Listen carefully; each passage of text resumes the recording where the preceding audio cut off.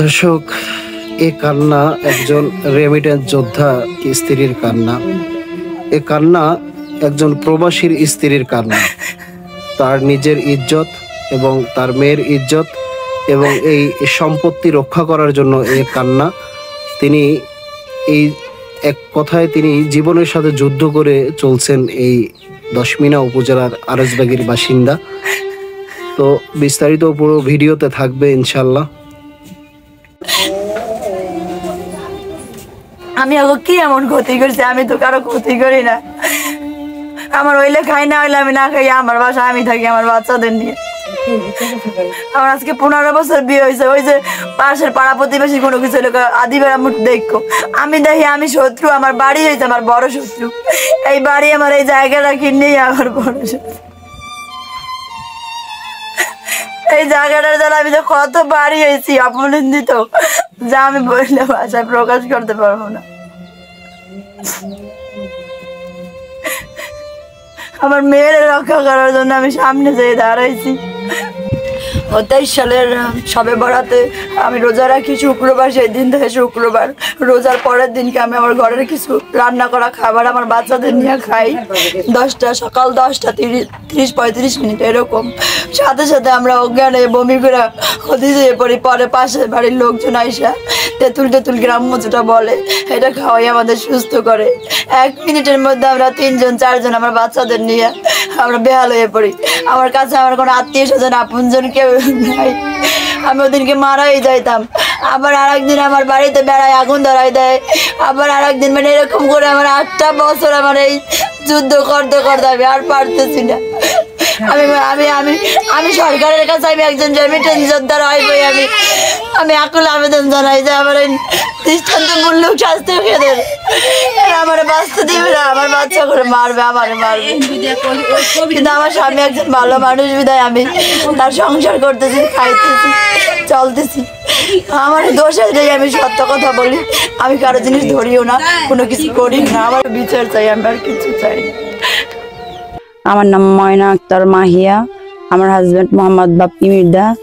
আমার শ্বশুর মোহাম্মদ ফুরকান মির্জা। আমার বাড়িতে শনিবার রাত 12টা 33 মিনিটে আমার বাড়িতে কিছু লোকজন এসে হামলা দেয়। দরজা ধাক্কা মারে জোরে। তারপর দরজা আমি খুলি না। তারপর আমি দরজার কাছে আসি, চিল্লাচিল্লি করি অনেক। অকৃত্য ভাষায় গালাগালি করে, আমাকে খুন করবে, আমাকে মামলা করবে, আমার ঘর কি আছে এগুলো নিয়ে যাবে এরকম বলে। আবার বলে আমাকে, আমার একটা মেয়ে আছে, আমার 3টা মেয়ে, ছেলে মেয়ে। আমারে বলতেছে কি, তুই দরজা খোল, দরজা খুলবি না কে, তোর ঘরে পুরুষ আছে। কারণ আমার হাজবেন্ড একজন রেমিটেন্স মালয়েশিয়াতে থাকে। ওরা দাঁড়ের কাছে আমার কিছু শত্রু আছে, ওরা আইসাই এই হামলাগুলো করছে। আমি দরজা না খুলে তোমার দরজা ভাঙ্গে ফেলাই পরে আমি চিল্লাচিল্লি করি। যারা আসছে তাদের নাম বলি। মাসুদ, ওর বাবা হইছে যে দেলোয়ার কবিরাজ, আর দ্বিতীয় হইছে যে রহিম মোল্লা, তার ছেলে হইছে খোকন মোল্লা, তৃতীয় হইছে যে মুফাজ্জল, তার পিতা হইছে বাবুল পেদা। এরা আসে কিছু লোক এদেরকে আনাইয়া আমার সংসারটা বিচ্ছিন্ন করার জন্য, আমার ছেলে মেয়েদের নিয়ে রাস্তায় যাওয়ার জন্য ওরা আমার সাথে এরকম হামলা করে। আপনারা প্রতিবেশী সবার কাছে জিজ্ঞেস করেন, আমার হাজবেন্ড 11 বছর ধরে মালয়েশিয়াতে থাকে। আমার কেমন চরিত্র, আমার কেমন চলাফেরা। আমি যদি কোনো ভুল ত্রুটি করি, আপনারা তদন্ত করে দেখেন যে আমার যদি কোনো সমস্যা থাকে, তাহলে আপনারা আমার বিচার করেন। ওরা আমার ঘরের মালামাল, টাকা পয়সা, জিনিস আরো লোক ছিল পিছনে, ওগুলো আমি দেখি নেই।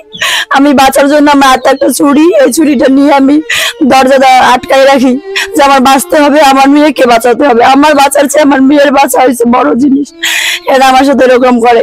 আজকে দীর্ঘ 8 বছর ধরে আমার সাথে শত্রুতামি করতে করতে আমি শেষ পর্যায়ে আমি এই জায়গায় আসছি। আমি বাঁচতে চাই, আমার 3টা বাচ্চা নিয়ে আমাদেরকে আপনারা বাঁচান, এতটুকু আমার কথা আপনাদের কাছে।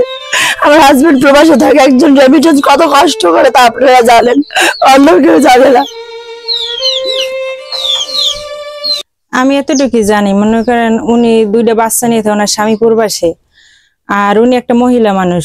ওনার আমি কোনো অন্যায় আজ পর্যন্ত দেখিনি, ওনার কোনো খারাপ আমি রেকর্ড শুনি নাই এখন পর্যন্ত, আর দেখিও নাই। কিন্তু এই যে কতজন লোক আইয়া পোলাপান আইয়া, আমি তোর পোলাপান দেখিনি, কিন্তু চিনি ওদিকেরই, আমাদের এই গ্রামেরই। কিন্তু ওনারা মনে করেন হুমকি দিয়েছে ওনার ঘরে উঠবে, ওনার উৎসাহে বডি পেয়েছে, এই বডি লই ওনারা কোফাইবে, ঘরে উঠবে। ওনার মাইয়া উনি সিকিউর মনে করেন ওনার একটা সেনা ডাঙ্গুর মাইয়া, ওনার একটা ইজ্জতের ভয়, ওনার নিজের একটা ইজ্জতের ভয় আছে।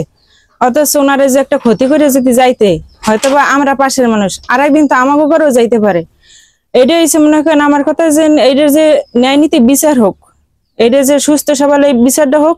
যারা এই কাজটা করছে, যারা আইছে মানে ওনার এই ধ্বংস করার জন্য, এইটার বিচার হোক, এটাই আমি চাই। মাই সম্পর্কে জানি স্যার, মাই খুব ভালো, হ্যাঁ ব্যবহারও ভালো, হ্যাঁ সব দিকেই ভালো। এই মানুষের শত্রুতামি করিয়া এই পারে এইরকম কাজগুলো করে। মহিলা মানুষ হয়ে একলা বাড়ি থাকে, উঠ জঙ্কা হইছে, হ্যাঁ বাসাইতে বলে মানুষের ফোন দেয়, রাত দিয়ে মনে করেন কেউ ধরে না।